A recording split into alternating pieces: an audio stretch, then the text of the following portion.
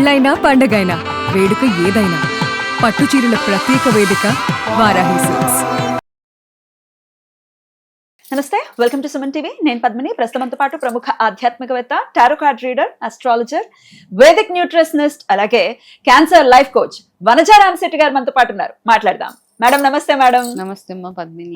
Thank you so very much for your time. Most welcome. శ్రావణ మాస శుభాకాంక్షలు. మీకు కూడా మీ ఇంటికి రావడం చాలా చాలా సంతోషం ఎప్పుడూ కూడా. Same here. సో అయితే ఇవాళ మీ నుంచి మీరు టారో కార్డ్ రీడర్ చాలా బ్యూటిఫుల్ గా ప్రొడక్ట్ చేస్తూ ఉంటారు. నాకు స్వానుభవాలు కూడా ఉన్నాయి. నేను కడుపుతో ఉన్నప్పుడు టారో కార్డ్ చేయించుకున్నాను. ఎవరు పుడతారని అడిగితే బాబు పుడతారని గన్ షాట్ గా చెప్పారు, పుట్టాడు. అండ్ ప్యూర్ గా బ్లెస్సింగ్స్ ని కూడా అందించారు. నీకు మంచి బాబు పుట్టాలి, ఎందుకంటే పాప ఆల్రెడీ ఉంది కదా, బాబు పుట్టాలి అని బ్లెస్ చేశారు. ఇంకా my blessings continue for ever. Thank you so very much. So ఇంత బ్యూటిఫుల్ గా టారో కార్డ్ నుంచి మీ ప్రొడిక్షన్స్ ఉంటాయి కాబట్టి మన వాళ్ళకి ఉపయోగపడేలాగా ఈ ద్వాదశ రాశులకి సంబంధించి సపరేట్ రాశులు మనం మాట్లాడుకుందాం. ఆ రాశుల వాళ్ళకి లక్ష్మీ అనుగ్రహం ఎలా కలుగుతుంది, ఏం చెయ్యాలి, what is that one quality ఖచ్చితంగా వాళ్ళు మార్చుకోవాలి వాళ్ళ జీవితంలో. ఇప్పుడు మేషరాశి వాళ్ళు ఉన్నారు, ఏం మార్చుకోవాలి, ఏం చెయ్యాలి లక్ష్మీ అనుగ్రహం కోసం. ఇట్లా 12 రాశుల గురించి కూడా మాట్లాడుకుందాం. తప్పకుండా మొదలు పెడదామా? మొదలు పెడదాం. అయితే మనం ఏం చేద్దాం, ఇప్పుడు ఏంటంటే చిన్న బ్రీఫ్. ఇప్పుడు ఎనర్జీస్ చూస్తున్నాం మనం.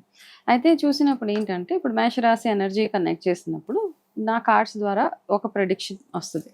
సో మేబీ అమ్మవారు మనం అలా అనుకోవాలి అనమాట. ఆ కార్డ్స్ ద్వారా ఇప్పుడు కార్డ్స్ ఎన్నో ఉన్నాయి. ఓకే, ఈ మధ్య ఒకప్పుడు ఏదో ఫ్యాన్సీగా ఉండేవి కార్డ్స్, ఇప్పుడు లక్ష్మీ అమ్మవారి కార్డ్స్ అంటే ప్యూర్ గా ఇప్పుడు ఏంటంటే మనము మన ఇంటెన్షన్స్ ని బట్టే ఇక్కడ ఈ ఎనర్జీస్ ఇక్కడ ఉన్నాయి కదా. లక్ష్మీ కార్డ్స్ ఒకసారి చూపించండి. లక్ష్మీ అమ్మవారు, ఇలా అమ్మవారు ఉంటారు, ఇలా అమ్మవారు అలా అనమాట. అంటే మనం ఎప్పుడైనా ఇష్టదైవం మనకి స్టక్ అయి ఉన్నప్పుడు మనం ఏ దైవాన్ని పూజించాలి అన్నప్పుడు మనకి వచ్చేస్తుంది ఫస్ట్. ఒక్కొక్కసారి అంటే నా ఇంటెన్షన్ ఏంటి అన్నది దాన్ని బేస్ చేసుకుని నేను ఈ కార్డ్ షఫుల్ చేస్తాను. ఓకే, చేసినప్పుడు ఇప్పుడు ఫర్ ఎగ్జాంపుల్ నేను ఈ కార్డ్స్ అన్ని షఫుల్ చేసేసాను. ఓకే, సో ఇప్పుడు నీకు చూడాలనుకో, నీకు ఏదైనా ఒక కార్డ్, నీకు ఫర్ ఎగ్జాంపుల్ ఇప్పుడు నీ ఎనర్జీస్ ఏంటి అని చూస్తే గనక చూద్దాం ఒకసారి.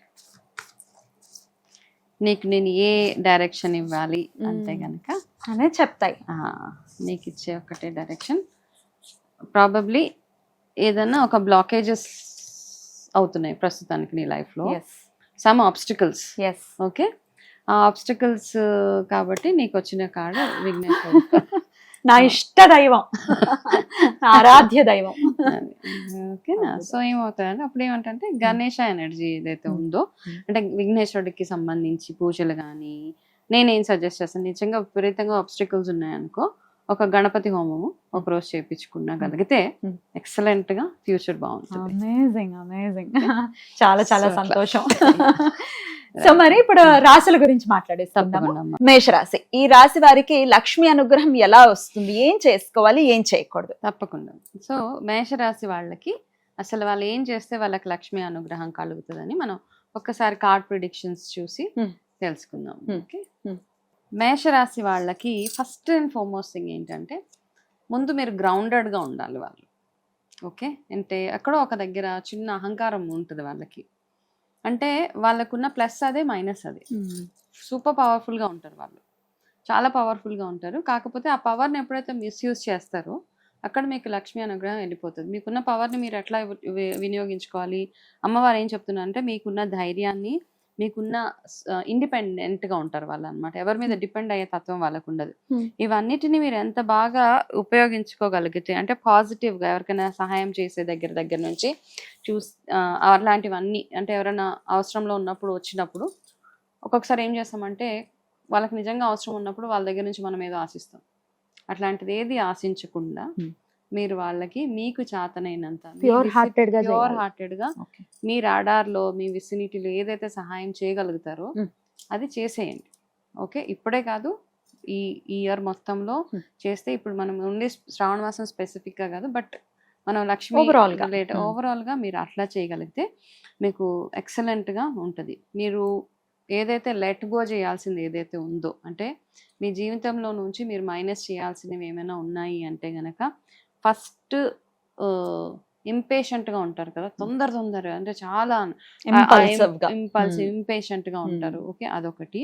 ప్లస్ కోపంని ఎంత తగ్గించుకోగలిగితే, ఓకే, అది ఎంత కంట్రోల్ అంటే అవసరమైనప్పుడు అనవసరమైనప్పుడు ఒకటే రియాక్షన్ పనికిరాదు మనకి. ఓకే. ఎక్కడ అవసరమో అది చేస్తే, ఇప్పుడు లక్ష్మీ కటాక్షం ఏ ఏ రూపాల్లో వస్తుంది మనకి, ఒక్కొక్క బిహేవియర్ కూడా లక్ష్మి.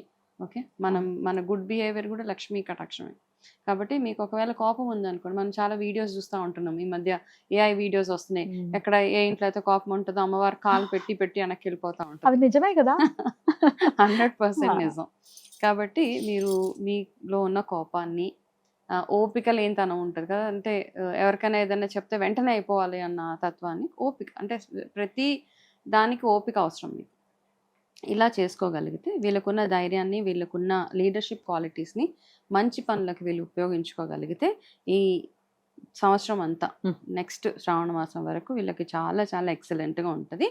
సో దానికి గాను ఏంటంటే వీళ్ళు చేయాల్సింది ఏంటంటే, వీళ్ళు రూట్ చక్ర మీద ఫోకస్ చేయాలి. రూట్ చక్ర మీద, రూట్ చక్ర అంటే గ్రౌండెడ్గా ఉండడము, మూలాధార చక్రం మీద వీళ్ళు ఎంతగా ఫోకస్ చేయగలిగితే దానికి రిలేటెడ్గా వాళ్ళు చాంటింగ్స్ అవి చేసుకుని. ఏం చాంటింగ్ చేయొచ్చు మేడం? మామూలుగా మూలాధారకి రిలేటెడ్గా మనం రాహు రిలేటెడ్, కేతు రిలేటెడ్ ఇవన్నీ చేసుకోవచ్చు. ఓకే, అట్లా చేసుకుని అమ్మవారికి, దుర్గాదేవికి కూడా ఆరాధన వీళ్ళు చేసుకోగలగాలన్నమాట. ఎరుపు రంగును ఎక్కువ యూజ్ చేసుకోవడము, అట్లా చేస్తూ ఉంటే వీళ్ళకి అంటే మాక్సిమం తినేటప్పుడు డైనింగ్ టేబుల్ మీద కాకుండా నేల మీద కూర్చొని తినడము, ఇట్లాంటి చిన్న చిన్న ప్రాక్టీసెసే మనకి లక్ష్మీ కటాక్షం అన్నమాట. పెద్దగా ఏం చేసే అక్కర్లేదు, మనం చేయగలిగితే వీళ్ళకి చాలా ఎక్సలెంట్గా ఇయర్ అంతా ఉంటుంది. ఇది సింపుల్ కరెక్షన్స్. బ్యూటిఫుల్. నిజంగా ఇది చాలా హెల్ప్ అవుతుంది. ప్రాక్టికల్ గా చేసుకునేటటువంటి చక్కటి మార్గాన్ని సూచించారు. చాలా చాలా అద్భుతంగా వర్క్ చేస్తుంది. అయితే వీళ్ళకి ఇంట్లో ఉండాల్సిన వస్తువులు, ఉండకూడని వస్తువులు అంటే ఏమైనా ఉంటాయా? వీళ్ళు పెట్టుకోవాల్సింది ఏమైనా చెప్తారా?